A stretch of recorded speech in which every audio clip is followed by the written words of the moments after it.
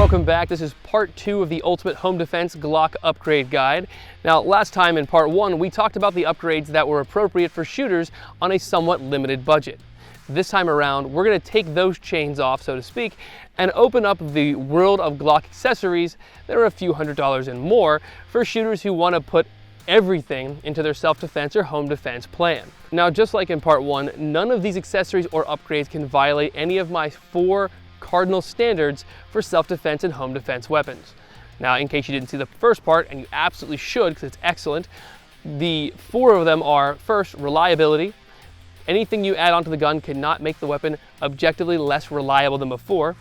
Durability. Anything you add onto the firearm cannot be less durable, or rather more fragile, than what ships on the gun from the factory. Safety, which is number 3. Nothing you add onto the gun can compromise its safe function. Don't put a 1/3 of 1 pound hair trigger basically on the handgun and make it unsafe to use. Don't cut the front of the trigger guard off. Don't do anything that compromises the weapon's ability to safely function when used correctly. And fourth, and absolutely not last, is efficacy, or a measurement of effectiveness. Now, because of the fact that I'm not going to be breaking out the ballistic gel, this might seem a little bit subjective, but it's basically a catch-all for guys out there who think, well, I can just convert my gun to 22 and look, I can afford so much more ammo and I can shoot faster and there's less recoil. That's true, but the unfortunate reality is 22 is a subpar, meaning not great, self-defense, home defense, and hunting cartridge. I'm sure dozens, if not hundreds of you in the comment section will call me a fool and tell me about your great-grandfather who killed 1,000,000 deer with it, and your great-grandfather was hunting very unethically and he must have been a crack shot. Unfortunately, the majority of shooters are not crack shots, and you shouldn't rely on one lucky Kennedy-esque bullet to stop a threat. Rather, you should rely on your own abilities and the ballistic efficacy of a chosen round. Now, with all that out of the way, let's get into the pricier version of part 1 of the Ultimate Glock Home Defense Upgrade Guide. In our previous article, we added several components that enhance the performance of the gun without really any drawbacks.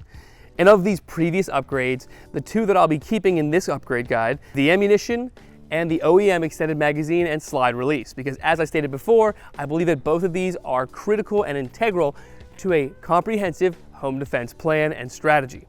This time we'll be building our gun off of a 5th generation Glock 19X. Why? Well, it came with a lot of the features that I actually initially wanted, and that because I adopted into this home defense gun, I've had to swap out, and I already have the sights available, right? So, we'll start things off with my favorite barrel, the Lone Wolf Alpha Wolf threaded barrel. Now, I've ran an Alpha Wolf barrel on a handful of different 9mm Glocks over the years and have been very pleased with their performance. The combination of solid accuracy, affordable price, and very, very good reliability makes these barrels my go-to for running a sound suppressor. This is because of the barrel's fluting that runs parallel to the bore. These little flute cuts not only reduce weight, but also offer a little channel for carbon to build up in, which sounds like a bad thing, but in reality what it means is that carbon that would normally come back as a result of running a sound suppressor into the action itself has a little more space to build up before really impeding the reliability and the action of the firearm. Another advantage of the Alpha Wolf barrel is that it is designed to run lead rounds for cheaper practice. Now, it's not really a huge deal given the relatively low cost of 9mm ammo, but it's still something to consider. Additional features include a knurled thread protector and a 1/2x28 thread pitch, standard for mounting sound suppressors, or if you really needed a compensator on a 9mm full-size handgun. But what are we going to top these threads with? That's right, the Silencer Co. Osprey 45. Now, I'm sure after I recommended that Alpha Wolf barrel to some of you, you immediately said, oh, he's putting a suppressor on that thing, and you're right. My go-to suppressor, if you've seen any of my videos in the past, is the Silencer Co. Osprey 45. Now, this is not a 45 caliber firearm, of course, it's 9mm, but the additional internal space and internal volume of a 45 can makes for a very, very quiet firearm. It's also, because the Osprey is made out of aluminum, it is extraordinarily light. Now, if shooters want to run this thing on their handgun, they'll need a Nielsen device, aka a booster, or a small, stiff spring, roughly the size of 2 bottle caps stacked. This increases the recoil forces enough to allow the slide to reliably cycle, even with the can on the end of the gun. Now, if you've never seen the Osprey before, you'll notice immediately that it is literally eccentric, and that's by design. Putting some of that volume underneath the bore, it allows the sights to still clear the suppressor and have that additional internal volume for better sound suppression performance. If some of you are wondering why I'm running a sound suppressor or recommending one for home defense, the answer is less James Bond, more preservation of my hearing and the preservation of my family's hearing. Plus, it's very difficult to distinguish between the cries of a frightened child and a man charging you in the dead of night if you've just had to dispatch another attacker with an unsuppressed handgun and your hearing is completely shot and you're temporarily night blind as a result of the muzzle flash. The only real downside to running a suppressor is the additional carbon buildup in the firearm. So you're gonna need to clean your gun a lot more often. In my experience, roughly 2.5 times the rate of carbon buildup in the firearm. So if you fire 200 rounds to the gun, it's gonna look like you put more than a case of 9mm through it. The only other downside is waiting the 6 to 8 months for your tax stamp to clear and paying that $200 to the government to basically steal from you. For more information, head on over to silencershop.com and or silencerco.com. Additionally, shooters can install a fixed spacer on the Osprey 45 and run it on a carbine. Also, even though this Osprey is designed to be eccentric and allow the sights to clear the actual suppressor, the problem with the 45 model is it's a little bit bigger than the 9. Enough so that standard iron sights aren't going to quite clear the suppressor. My solution, the Night Fission suppressor height sights. In my opinion, the perfect iron sights are those that are usable under all conditions and force a shooter into good shooting habits.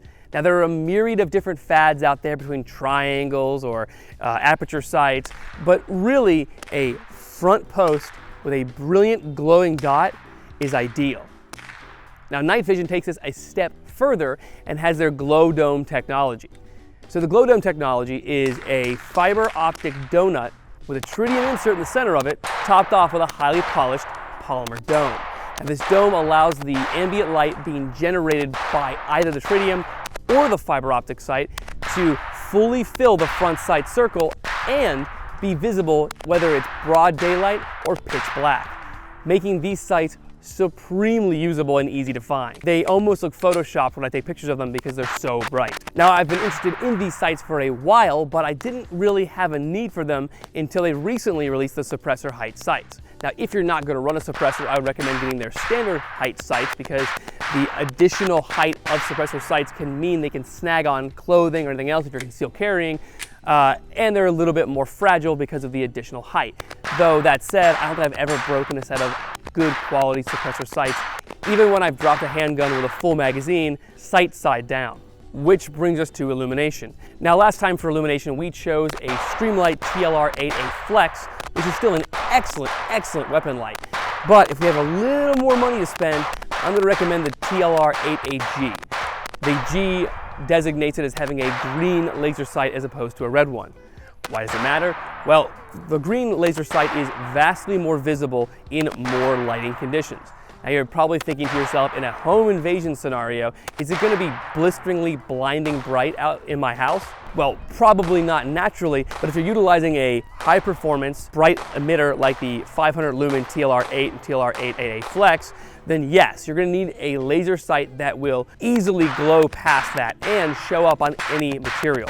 Now, I know a lot of people out there kind of, thumb their noses at laser sights on handguns, and I understand. I was in the same position until I had a chance to run one in a competition in very, very low light. And I can still say that despite the fact that after thousands of hours of practice and training myself to keep my eye on the front sight, the times that I've done force-on-force training, it is very difficult to keep yourself from focusing your eyes on a target. The advantage of the laser is you can keep your eyes on your target without having to look at your sights and know that you're dead center on it because of that bright glowing green laser. Now, just like the TLR-8A standard, the laser is fully adjustable for windage and elevation, and as I stated earlier, the LED portion is a 500 lumen emitter, runs 90 minutes on a single CR123, and the laser itself runs for 60 hours on that same CR123 battery. Now, if you recall from the last video, I recommended that shooters utilize a factory Glock 17 magazine with an OEM +2 base plate. And while this is still very valid advice, these two work very, very well together, sometimes you want to have as much ammunition as possible in the most reliable package possible. For those instances, shooters should consider the Chris USA Mag EX2 9mm.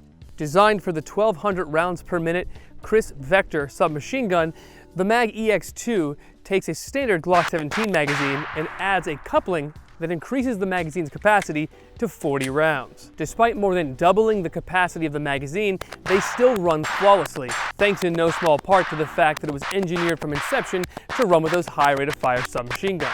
Now, a word of caution, if you're running this magazine with a Glock 19X like I am, you'll have to remove the lanyard loop at the rear, as it will prevent the magazine from fully inserting into the magazine well. This is a non-issue with any other variant of Glock, but it's something I wanted to mention to you guys ahead of time. And if you're worried about modifying your Glock itself, don't worry. Removing the grip plug is very temporary, and it can be reinstalled without use of any tools whatsoever.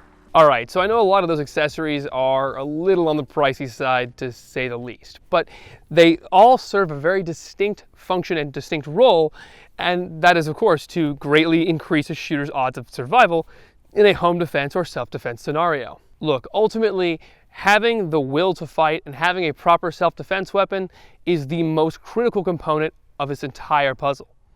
Sure, everything I've recommended will make you more effective as a shooter, provided you put the work and the training in. Now, ideally, you'll also get some professional training and spend a bare minimum of 1,000 rounds of dedicated practice at the range, and no, not at all at the same time, honing your skills, doing dry fire skills, etc., and becoming a more proficient shooter.